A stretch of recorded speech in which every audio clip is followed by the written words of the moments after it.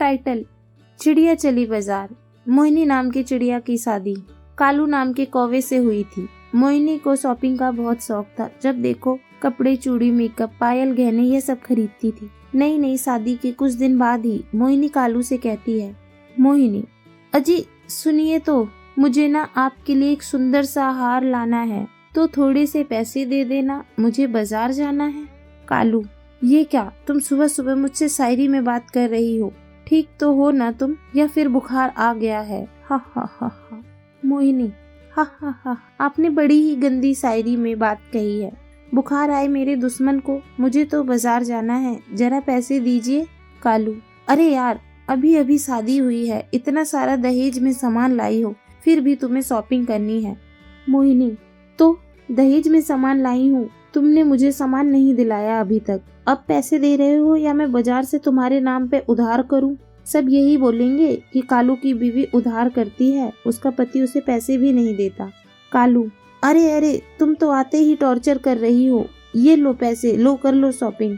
मोहिनी, शुक्रिया शुक्रिया। ये कहते ही मोहिनी चिड़िया पर्स लेकर मटक मटक कर बाजार जाती है, जहाँ एक गुंडा कबूतर उसे देखकर कहता है, कबूतर अकेली न बाजार जाया करो, नजर लग जाएगी। मोहिनी, एक पर्स खींच के मारूंगी ना, सारी अकल ठिकाने आ जाएगी। बड़ा आया, अकेली न बाजार जाया करो। हुर्र। कबूतर, अरे दैया भागो रे भागो, बड़ी तेज है चिड़िया ये। ऐसा बोलकर मोहिनी उड़कर अपने बाजार में पहुंच जाती है, जहां वे सुंदर सा हार देखकर कहती है, मोहिनी अरे वाह, बाजार में तो कितनी रौनक लगी है, और यह हार तो बहुत ही सुंदर है। भैया जी ये हार जरा दे दो मुझे। तोता, ये लो मैडम जी, और बताइए क्या चाहिए? काजल, लिपस्टिक, खुशबू वाला पाउडर, क्रीम, झुमके।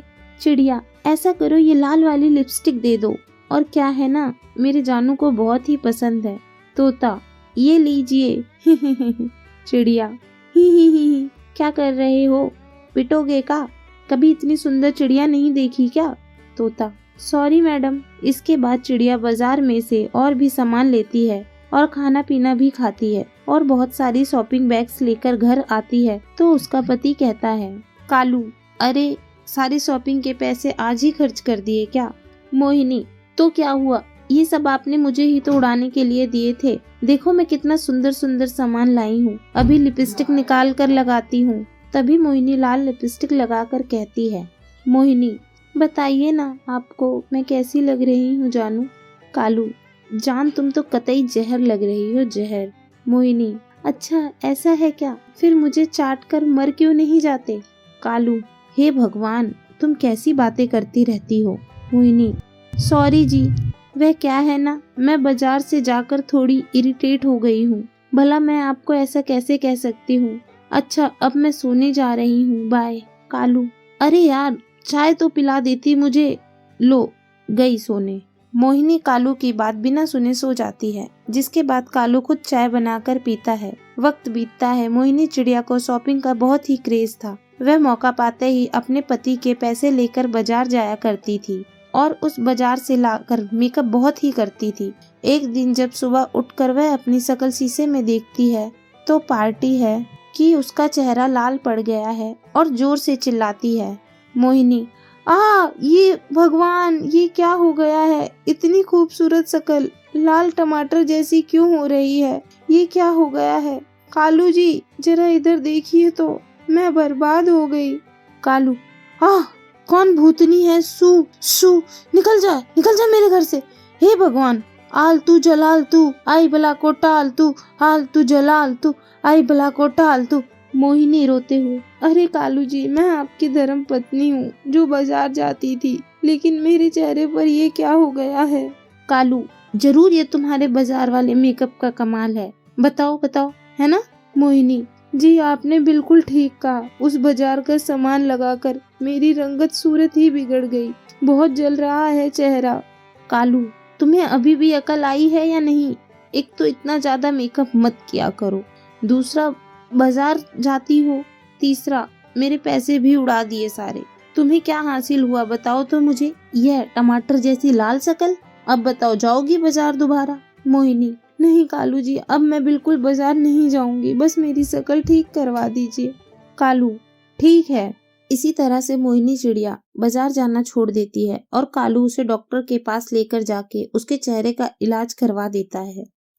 टाइटल: चिड़िया की सर्दी। एक बहुत बड़े घने जंगल में सुधा चिड़िया अपने पति विकास कौवे, अपनी सास निर्मला कौवी और बेटी पायल के साथ रहती थी। सर्दी का मौसम शुरू हो गया था, जिससे पायल चिड़िया को बहुत ठंड लगती है। तभी उसका पिता उसके लिए टोपी और मूंगफली लेकर आता है और कहता है, विकास, अरे मेरी पायल बिटिया कहाँ है? ये ले, तेरे पापा तेरे लिए मूंगफली और टोपा लेकर आए हैं।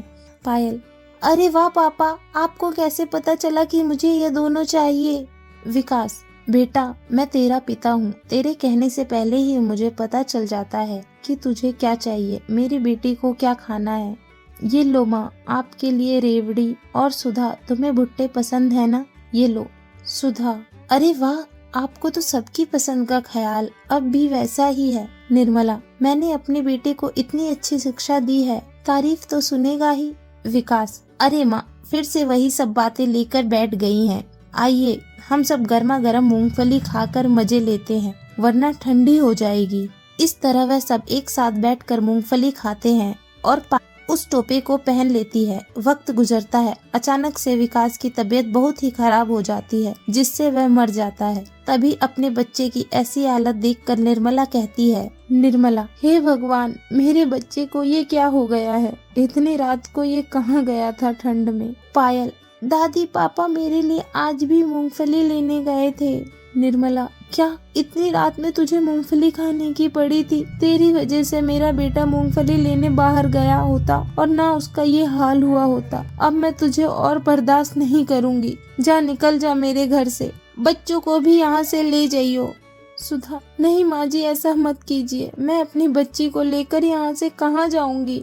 निर्मला: कहीं भी जा कर मर, लेकिन यहाँ से जा। ऐसा कहकर निर्मला कौवी भरी सर्दी में अपनी पोती को अपनी बहू के साथ बेघर कर देती है, जिसके बाद ठंड से ठिठुरते हुए यह एक पेड़ के अंदर बनी खोखली जगह में खुद को उस ठंड से बचाने की कोशिश करते हैं, जहां बर्फ पड़ रही थी।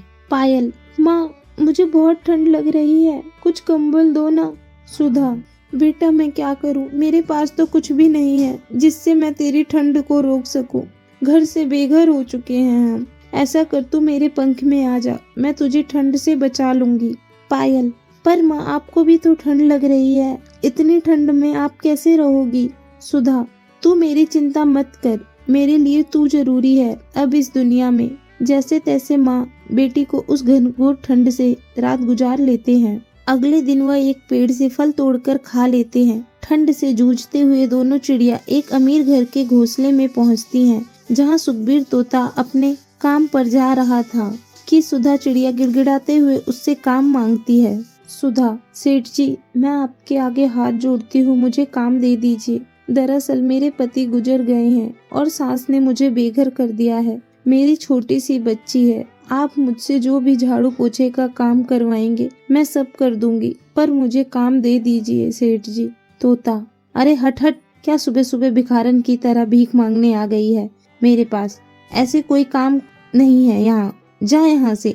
पायल: अंकल प्लीज, हमें कोई काम दे दो, हमें बहुत ठंड लगती है रात भर। तभी उसकी रोनी सूरत और बेबसी देखकर सुखबीर को की पत्नी प्रमिला कबूतरी बाहर आकर कहती है, कबूतरी: अरे ठहरो ठहरो, अजी आप क्या कर रहे हैं? जरा इनकी हालत देखिए, दोनों ठंड में किस तरह से कांप रहे हैं। हमें इनकी मदद करनी चाहिए। सुनो, मेरे घर में साफ सफाई का काम करोगी? खाना बनाना आता है? सुधा: हाँ मालकिन, मुझे सब आता है। कबूतरी: ठीक है, तो आज से तुम सारा काम करना। पैसे कम देंगे क्योंकि साथ में तुम्हें खाना और रहने की जगह देंगे। हमारे घर में नीचे पुराना घोंसला है, तुम दोनों वहाँ रह लेना। मंजूर है? सुधा: मंजूर है मालकिन। इस तरह से सुधा को रहने के लिए, खाने पीने और सर्दी से बचने की जगह मिल जाती है, जहाँ वह अपनी बेटी के साथ खुशी खुशी रहती है। साथ ही उस कबूतरी के घर का साफ सफाई का भी काम करती है।